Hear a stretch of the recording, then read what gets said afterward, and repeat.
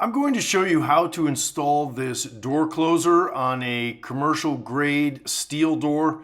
Although there are different types of closers, they all work in the same general way, and there are other closer information videos on this site as well. The instructions are very important. They can also be very confusing, so here's what you need to look for. You need to determine the handing of your door, and you also need to know what the jamb looks like. What are you installing this on?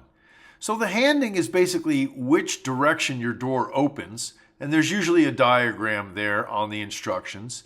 The door closer directions always show you three options: the standard mount, the top jamb mount, and the parallel mount. There's no one size fits all. You have to look at which way your door opens and what does your jamb look like, and then you pick which one you're going to do. And then you read the instructions based on that selection. Our door opens out like this, so they call that a left-hand reverse. So for the left-hand reverse, they recommend the top jamb side. And this is how it looks on the push side. So that's how it gets installed on the inside. Now here's why you can't always follow the instructions. Everything's a little bit different. So for our door, they recommend this, the top jamb. But you can see, because I have this protruding brick, that is not going to fit. There's no place to put the bottom screws. It's too big. And I don't want to put it up here. We're going to go for the parallel mount. So we'll mount this thing on the door. We'll mount this bracket on the jamb. So now I follow the instructions for the parallel arm installation, and it says this is for a right-hand door, which is what we have. We have a right-hand outswing, and you can see that's how our hinges are set up. First thing we got to figure out is where to mount this bracket. So it says here we want to go, one thing to note is how far do you want the door to open? 90 degrees, 120 degrees, or 180? Well, this thing's not going to go much more than 90. It's definitely not going to go 180, so we'll choose the 120. For 120 degrees, they want it 10 inches from the edge of the door to the middle of the bracket. 10 to the middle of the bracket. 10 inches from the edge of my door to here. I pre-drilled these holes, and I screw it in with the sheet metal screws included. And once that hole is pre-drilled, this closer comes with a little spacer block. Now that arm's in place.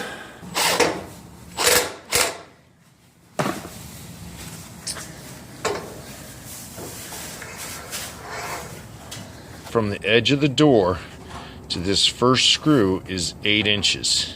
And from the top of the door to that screw is 2 inches.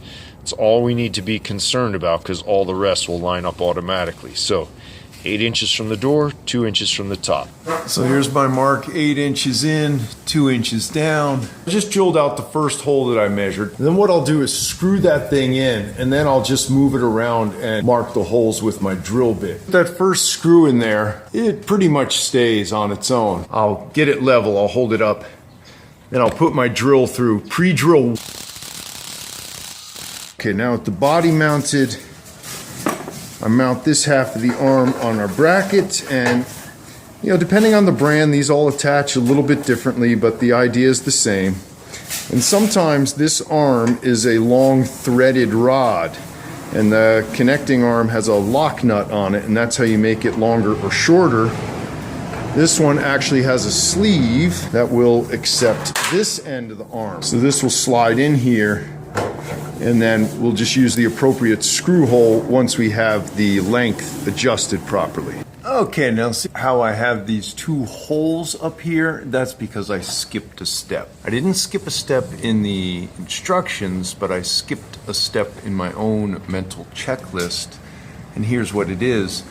After you look at the dimensions, and you've got your correct dimension from the edge of the door to that first screw, and you've got your dimension from the top of the door down to this screw, what I recommend is just hold the thing in place first and attach your bar. You don't have to screw it in, but just attach it and then do a visual and just see if you were to connect it in that position, would it work? And you see before I had it up here, which is what the directions instructed to do, but it was too high.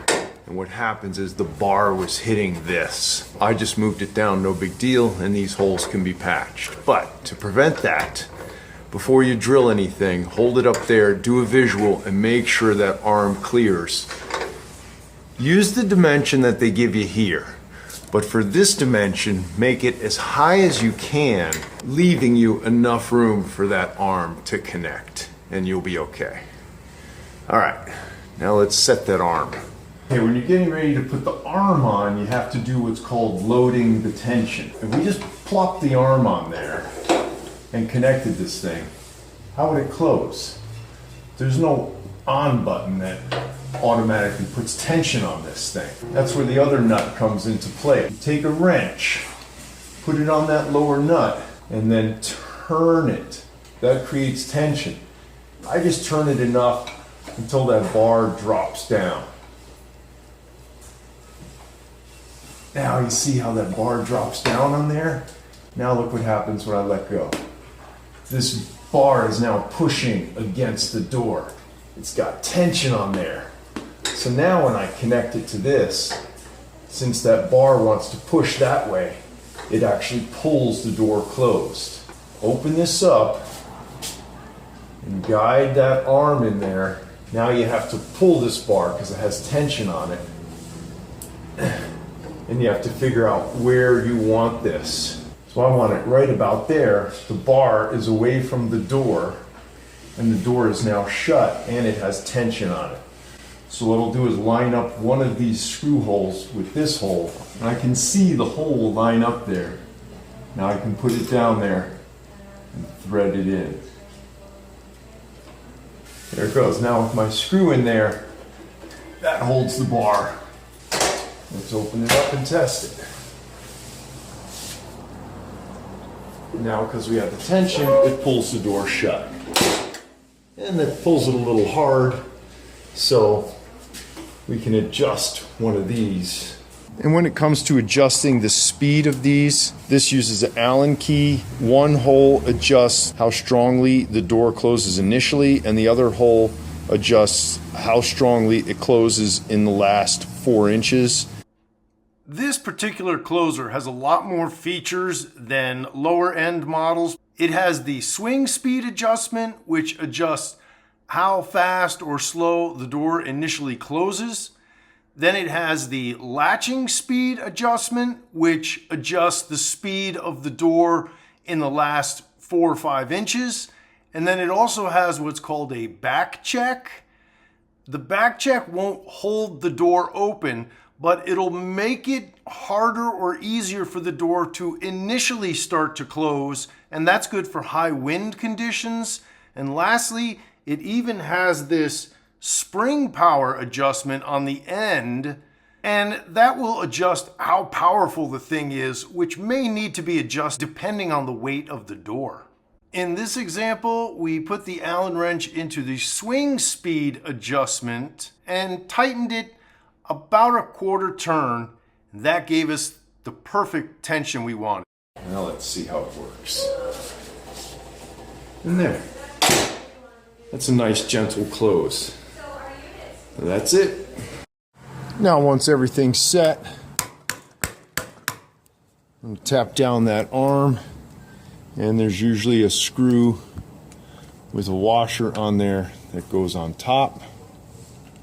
That in to keep the arm on, and some closers have a cover, and you see this one has punch outs depending on whether your arm is on the top or the bottom.